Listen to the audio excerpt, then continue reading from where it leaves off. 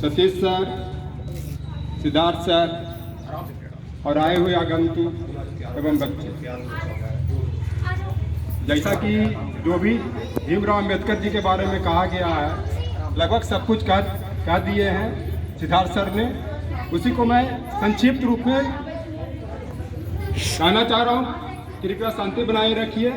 एक बिहारी का दोहा भी है, सत सही है कि दोहरे जोर नावा के तीर, देखन में छोटन लगे घाव करे गंभीर। जो भी सर सीनियर लोग ने बोला उनसे तो मैं उम्र में बहुत छोटा हूँ, फिर मैं संक्षिप्त इस बात को रख रहा हूँ। अंबेडकर जी ने कोई भी ऐसा क्षेत्र है जहाँ उन्होंने काम नहीं किया, चाहे वो श्रमिक आंदोलन हो, चाहे शिक्षा को लेकर के हो, चाहे संविधान की रचना की बात हो। आज जो किसान आंदोलन इतना जो प्रज्वलित हो रहा है वो किसान आंदोलन अंबेडकर जी का ही देन है। उनकी हार्दिक इच्छा थी कि इस देश का लीड या इस देश का प्रधानमंत्री कोई किसान बने, और उस पर उन्होंने बहुत काम किया। कृपया शांति बनाए रखें। चाहे महिला अधिकार की बात हो, चाहे श्रमिक आंदोलन की बात हो, चाहे बच्चों के अधिकार की बात हो, चाहे छुआछूत की बात हो, इसी को लेकर के अंबेडकर जी ने बहुत अपनी बातें रखी है। अभी देश का विभाजन भी छुआछूत को लेकर के होने जा रहा था, जिसकी समाप्ति पूना पैक्ट के बाद जो 8 अगस्त 1932 ईस्वी को हुआ था, उस पूना पैक्ट के बाद ही भारत एक हो सका। इसके बाद फिर जो 1937 ईस्वी में बम्बई विधान, शांत रहिए, आप लोग खाने पीने के लिए मिलेगा। 1937 ईस्वी में जो बम्बई के विधानसभा में जो श्रमिक बिल पारित किया गया था, किसान बिल पारित किया गया था, वो भी अंबेडकर जी का ही देन है। एक चीज़ और मैं आपको बता देना चाहता हूँ कि जो मंदिर में प्रवेश की बात जहाँ तक थी, जो नासिक के मंदिर में, काला राम मंदिर में जो जबरदस्ती अंबेडकर जी ने प्रवेश करवाया, इसके कारण समझौता भी हुआ, उसी का आज देन है कि आज लोग दलित या जो भी छुआछूत के जो मानने वाले हैं वो मंदिर में प्रवेश कर रहे हैं। आज जो भारतीय संविधान में समानता के अधिकार की बात जो की गई है, जो आर्टिकल 14 से लेकर 18 तक की है, वो भी अंबेडकर जी की ही देन है। चाहे स्वतंत्रता की बात हो, चाहे मानवाधिकार की बात हो, चाहे महिला अधिकार की बात हो, चाहे महिला को शिक्षित होने की बात हो, चाहे महिला को अपना अत्याचार को विरोध करने की बात हो, वो सारी की सारी देन अंबेडकर जी की है। पुरुषों के लिए तो पूरा संविधान लिखा गया था 100%, लेकिन उस पर किसी ने कोई आवाज़ नहीं उठाया। उस समय महिला सदस्य भी थी, लेकिन किसी ने कोई बात नहीं की।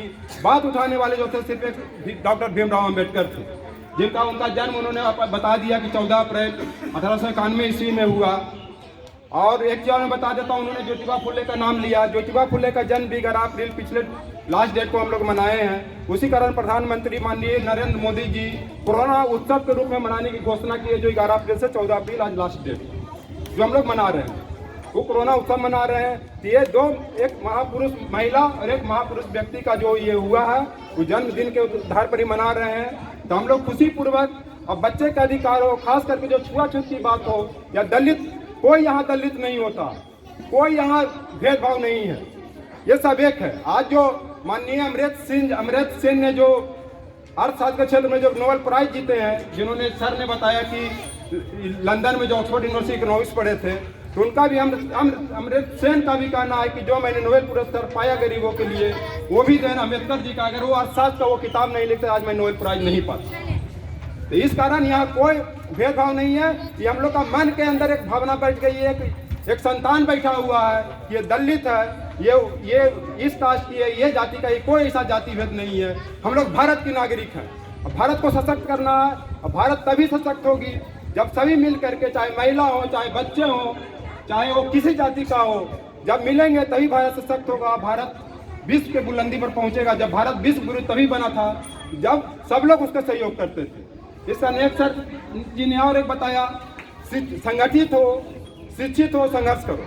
संगठित कब होंगे हम लोग? जब हम लोग भेदभाव मिटाएंगे, छुआछूत मिटाएंगे, महिला पुरुष के भेद को मिटाएंगे, महिला को भी प्रतिभा को समझे। आज भी देखिए महिलाएं कहाँ से कहाँ पहुँच रही हैं। अब देख लीजिए, जितना महिलाएं अच्छा काम कर रही है उतना हम लोग भी नहीं कर पा रहे हैं। चाहे बीनू मैडम जी हो, चाहे पुनीत किरण मैडम जी हो, चाहे मनोज जी की माँ हो, चाहे उषा जी हो, चाहे और जो भी सरोज जी जो भी यहाँ पे आए हुए हैं। पुरुषों कहाँ कर रहे हैं? पुरुषों तो उन्हें बाधा डाल रहे हैं। अब यहाँ मान लिया बस में महिलाओं के लिए बस फ्री हो गया, तो क्यों हो गया? अरे ये तो देखिए कि क्यों ये हो रहा है। ये सब अम्बेडकर जी का ही देन है।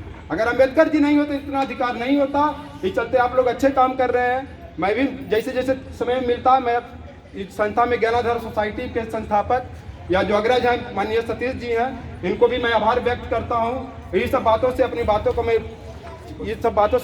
को समाप्त करता हूँ। आगे भी मैं आपका सहयोग करूँगा। Thank you.